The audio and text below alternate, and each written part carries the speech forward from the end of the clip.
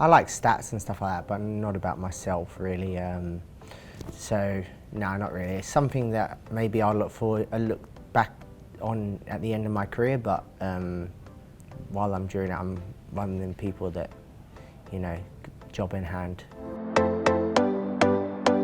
I'll be honest with you, I can't really remember it. I remember the second game because it was a big game. I was at Melbourne City, we played Melbourne Victory away. We won 4-1 and it was a fantastic result. Timmy scored a goal from about 40 yards. Bruno scored that day as well. So we beat Victory 4-1, but it could have been anything, if I'm honest. We played so well as a team, so that was probably my first memory of the A-League was definitely the Melbourne City. I think my debut was against Wellington, I think it was, which I really enjoyed. Wellington away it was actually, I think. And that was a really good day because I come back to the A-League because I got promised a certain way of football at Melbourne City, the City way of playing, and it was really enjoyable to play in. It's an achievement. It's unfortunate there's not enough games here, if I'm honest. You know, I think they need to definitely up the games in the A-League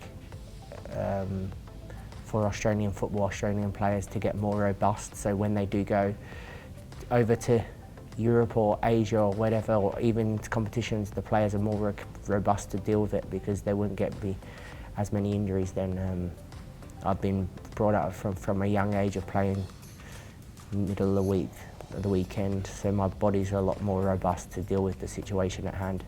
And that's what people don't realise when you go over to Europe, the grind they call it, in the sense of there's so many games and you have to churn out results every couple of days, and you see it with obviously the top teams. Man City, they play in the Champions League, the Premier League, FA Cup, Carling Cup.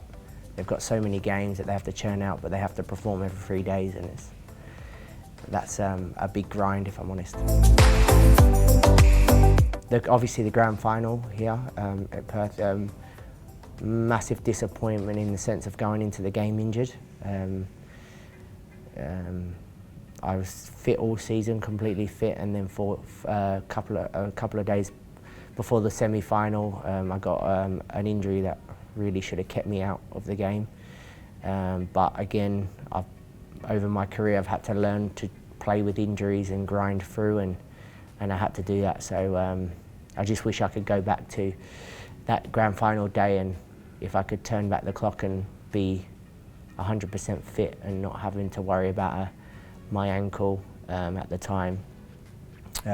Maybe the fine margins maybe would have turned it in our favour, because as a club and a team I would have been, and an individual I would have been completely fit to put in my all, and it was tough to do that because I was having injections before the game. Obviously the Newcastle game. Cuts back himself, Neil Kilkenny! What a finish from Kilkenny to make it 2 for Perth Glory! Obviously I curled it into the top corner, but obviously the Melbourne City game, my first goal for the club. And Kilkenny into the bottom of the net. Neil Kilkenny against his former side. He is delighted with that effort. You know, I had things to prove to, you know, things to prove, and to one person I think it was, and everyone knew that. And it was fantastic to get their win, you know, to come back and win 2-1 in that day, to get the equaliser, and then obviously go on to win in the last minute. Tag scored was a brilliant memory. I got told that the club were obviously going to be pushing to try and win the A-League, and luckily that season we went on and did that. Obviously it was initially a bit of disappointment because I come in when the club were, I think, 8th in the league, and we went on a good run, and it was just disappointing that we didn't actually get into the top 6 for the playoffs that year. But we narrowly missed out. I think we missed out by 3 points, and I can remember certain games where a certain game away where we should have probably won the game, and if we won that, I think we would have grown with confidence and gone on a bit of a run and got into the top 6, so it was a bit of a disappointment at the same time. I feel that, you know, I should be involved, really, if I'm honest. If I should be definitely involved in the talking, in the squad. I'm not saying I should be starting every week, but I feel I should be definitely in the squad, considered. It doesn't matter how old you are. I think the analogy is if you're young enough, you're old enough. If you're old enough, you're good enough. So, you know, I feel that throughout my career I've got 14 caps, and sometimes I do look on in a way in a bit of a disappointment, because I look and I feel I should have had a lot more caps, but that's maybe a situation that I can't go down at the minute. No, definitely, I really enjoy it. It's another side of you know, football that you don't really know as a player, but the more and more I do it, the more comfortable I'm getting, and it's like anything, the more you do it, the better you get at it. So I really enjoy the media side as well, and yeah, it's definitely an experience. The voice in the ear maybe, and maybe not giving an opinion sometimes that I can give. Obviously, being a player, you have to be a bit more diplomatic with your comments. Sometimes, you know, you have to say certain things that maybe in a nice way. No, not really. I just love playing football, if I'm honest. I'm passionate about it.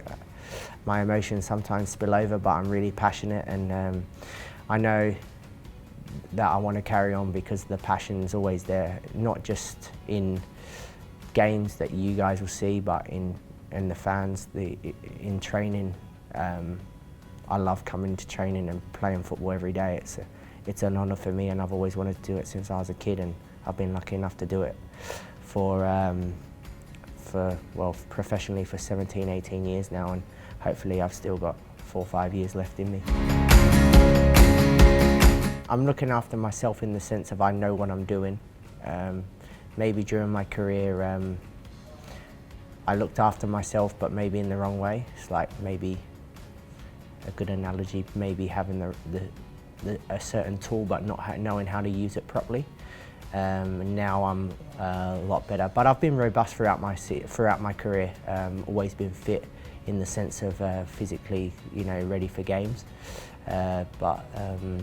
Yeah, I definitely look after myself really well, and I want to play on as long as I can. No, all of them except for the one at Melbourne City, but other than that, all of them have helped me out massively. I have to, like I said, have to give a massive shout out to the people behind the scenes here at Perth, the physios, and obviously Julie, the nutritionist. She's helped me massively, and like I said, I knew I had to look after myself, and I thought I was doing the right thing, but she changed certain little things that I needed to change, and it's had a massive effect on my body, and hopefully that will help me prolong my career.